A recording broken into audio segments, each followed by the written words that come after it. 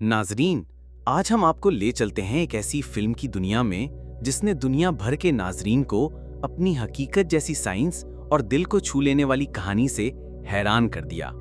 जी हाँ, यह 2015 की मशहूर Hollywood film the Martian Mars, जिसमें एक एस्ट्रोनॉट तन्हा मार्स पर फंस जाता है और फिर अपने दिमाग, साइंस और हौसले के बल पर जिंदा रहने की कोशिश करता है। आइए शुरू से लेकर आखिर तक इस फिल्म की पूरी कहानी सुनते हैं। कहानी का आगाज होता है साल 2035 में, जब नासा की टीम एरिस 3 मार्स पर ऑब्जर्वेशंस कर रही होती है। ये टीम मार्स की सरफेस पर एक्सपेरिमेंट्स में मसरूफ है कि अचानक एक खौफनाक डस्ट स्टॉर्म आ जाता है। तूफान इतना शदीद होता है कि मिशन का कमांडर मेलिसा लेविस टीम को फौरन वापस रॉकेट की तरफ जाने का हुक्म देती हैं। इसी दौरान एक एंटीना का टुकड़ा उड़कर एक एस्ट्रोनॉट मार्क वॉटनी को जा लगता है। बाकी टीम समझती है कि मार्क मर गया है। वक्त कम था, तूफान खतरनाक था, इसलिए वो सब मार्स को छोड़कर स्पेसशिप में वापस रवाना हो जाते हैं। लेकिन हकीकत ये थी कि मार्क जिंदा बच गया था। जब वो जागता है तो देखता है कि वो जख्मी है, उसके जिस्म में एंटीना घुसा हुआ है और वो बिल्कुल तन्हा मार्स पर रह गया है। ये लम्हा फिल्म का सबसे दिल दहला देने वाला मंजर है। एक इंसान अरबों किलोमीटर दूर जमीन से एक ऐसे सैयारे पर जहां ना हवा है, ना पानी, ना खुराक। मार्क को अंदाजा होता है कि उसके पास खुराक सिर्फ 300 सोल की है, यानी 300 दिन, जबकि नासा का अगला मिशन 4 साल बाद आने वाला था। अब सवाल ये था कि वो 4 साल कैसे जिंदा रहें। मार्क अपनी सारी जहानत इस्तेमाल करता है। वो कहता है, यानी सिर्फ साइंस के जरिए जिंदा रहना है। वो मार्स की मिट्टी को खोदता है, उसे खाद बनाता है, अपने फजले को खाद के तौर पर इस्तेमाल करता है और फिर एक छोटे ग्रीन हाउस में आलू उगाने लगता है। ये मंजर फिल्म की असल खूबसूरती है कि इंसान कायनात के सख्त से सख्त तरीन माहौल में भी जिंदा रहने की कोशिश नहीं छोड़ता। कुछ ही दिनों बाद नासा के साइंसदान सैटेलाइट तस्वीरों में देखा जा सकता है कि मार्स पर चीजें हरकत कर रही हैं। उन्हें अंदाजा होता है कि मार्क जिंदा है। पूरी दुनिया ये खबर सुनती है और हैरान रह जाती है। मीडिया इसे एक आलमी वाकया बना देता है। मार्क को जमीन पर नासा से बात करने के लिए नासा का पुराना मिशन का लैंडर मिलता है।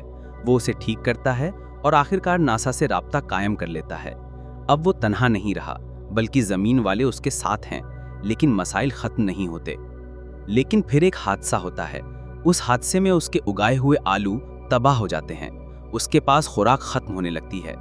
वो दिन ब दिन कमजोर होता है, लेकिन हिम्मत नहीं हारता। नासा को पता है कि उसके पास वक्त बहुत कम है। वो प्लान बनाते हैं कि मार्स पर नया सप्लाई मिशन भेजा जाए। इसी दौरान चीन भी अपनी खुफिया स्पेस टेक्नोलॉजी पेश करता है ताकि मार्क को बचाने में मदद मिल सके। यानी अब सिर्फ नासा ही नहीं, बल्कि पूरी दुनिया मार्क को बचाने के लिए मुत्तैद हो जाती है। दूसरी तरफ मार्क की असल टीम, जो मार्स से वापस आ रही थी, जब ये खबर सुनती है तो फैसला करती है कि वो अपने साथी को छोड़ नहीं सकते। कमांडर मेलिसा लेविस और पूरी टीम एक खतरनाक फैसला करती है। वो अपनी वापसी की परवाह किए बगैर दोबारा मार्स के मदार में जाते हैं ताकि मार्क को बचाया जा सके। आखिरकार फिल्म अपने क्लाइमेक्स पर पहुंचती है। मार्क अपने जहाज एरिस 4 तक पहुंचने के लिए मार्स की सरफेस पर एक लंबा और खतरनाक सफर करता है। जब वो मदार में पहुंचता है तो टीम उसे पकड़ने के लिए एक बेहद खतरनाक ऑपरेशन करती है। ये लम्हा फिल्म का सबसे दिल दहला देने वाला मंजर पेश करता है। मार्क खला में तेजी से घूम रहा होता है और कमांडर मेलिसा लेविस अपनी जान खतरे में डालकर उसे पकड़ने के लिए आगे बढ़ती हैं। आखिरकार वो कामयाब होती हैं और मार्क को बचा लिया जाता है। जमीन पर वापसी के बाद मार्क अपनी कहानी सुनाता है। वो नए एस्ट्रोनॉट्स को बताता है कि जिंदा रहने का राज सिर्फ एक है। मुश्किल वक्त आए तो मसाइल को एक एक करके हल करो और कभी हिम्मत मत हारो। फिल्म का यही असल पैगाम है। इंसान अपनी अक्ल, साइंस और हौसले के बल पर कायनात की सबसे मुश्किल जगहों पर भी जिंदा रह सकता है।